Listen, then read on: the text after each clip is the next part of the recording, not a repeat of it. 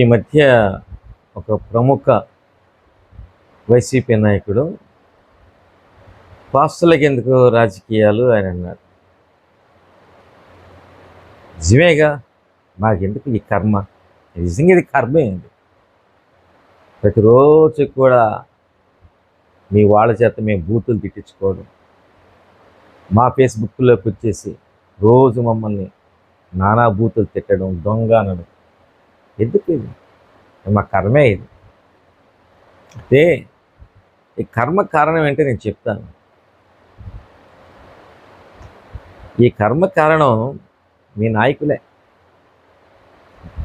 వారు సరిగ్గా పరిపాలించుంటే మాకు ఈ కర్మ ఉండేది కాదు. మీ నాయకుడి పరిపాలన చూసి రాష్ట్రంలో ఉన్న ప్రజలు, క్రైస్తవులందరూ ఇంతేనేమోనని క్రైస్తవులను అసహించుకుంటూ ఉన్నప్పుడు,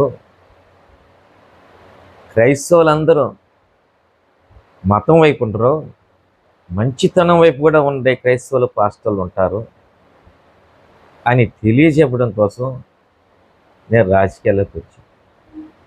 నేను మనిషినే, నాకు ఎమోషన్స్ ఉంటాయి, నాకు బాధ ఉంటుంది రాష్ట్రం పట్ల. అసలు నేను రాజకీయాల్లోకి వచ్చిన ఆ సంఘటన ఎందుకు రావాలని తీసుకున్నాను అని ఆ సంఘటన నేను చెప్తాను.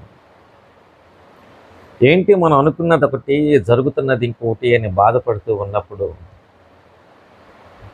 ఒక రోజున చంద్రబాబు నాయుడు గారు మీడియా ముందు కన్నీరు పెట్టి ఏడ్చాడు. ఏ భర్త పడకూడని మాట, ఏ తండ్రి పడకూడని మాట చంద్రబాబు నాయుడు పడ్డాడు. ఆ బాధ నిజంగా నా గుండెల్ని కాల్చివేసింది. ఆ చంద్రబాబు నాయుడు గారు కార్చిన ఆ కన్నీటి బిందువులో పుట్టిన వేలాది మందిలో నేను ఒక్కను.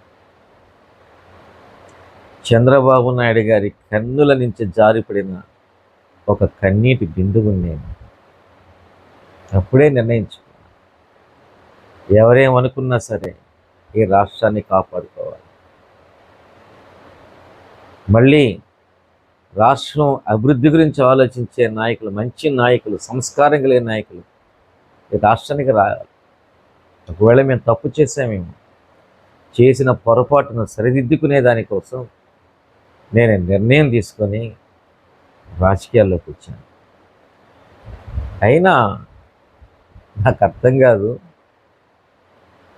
రాష్ట్రంలో ఉన్న పెద్ద పెద్ద క్రైస్తవ నాయకులు, sophisticated, well cultured, rich Christian machineries అందరూ మీ పార్టీ సేవలో ఉంటే వాళ్ళు చేసేది రాజకీయం కదా? మేము చేసేదే రాజకీయంగా మీకు కనబడుతుందా? వాళ్ళు చేసేది దైవ సేవ అయితే మేము చేసేది దైవ సేవ. వాళ్ళు చేసేది రాజకీయం అయితే నేను చేసేది కూడా రాజకీయం. చిన్నవాడిని, మా గురించి ఎందుకు మీరు కలత చెందుతారో నాకు అర్థం కావడం లేదు.